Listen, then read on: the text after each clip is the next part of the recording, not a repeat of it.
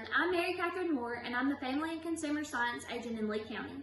And today I'm going to be discussing some tips to keep your living area clean. It is very important to keep your living area clean because so much time is spent here. This is also a place that can trigger breathing problems for family members with asthma and allergies. So here are some tips that can help you keep the living area clean and help your family and your visitors stay healthy.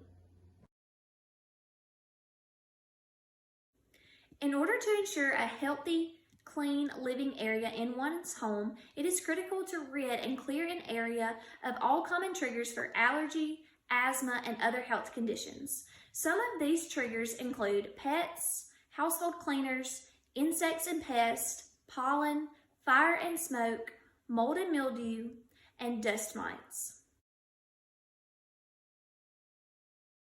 Now let's discuss tips to keep our hard surfaces in our living areas clean. Some of the most effective ways are to place a doormat outside the door so where you do not bring dirt into your house. You may have a place outside of your doors for your shoes so where you do not bring them in as well. Light dusting with a damp cloth monthly prevents the dust buildup on your hard surfaces. Cleaning your fans, light fixtures, and blinds monthly also help to keep your dust down. You also want to keep your closets, your toy chests, your drawers, and your bookshelves closed to keep the air free of dust mites. Now let's talk about cleaning our soft furnishings in our living area. Effective ways to do so are vacuuming weekly, washing your draperies, bedspreads, and curtains often, and washing your bedding and stuffed animals weekly to kill dust mites. Decluttering, storage, and organization are also effective ways to keep a living area clean.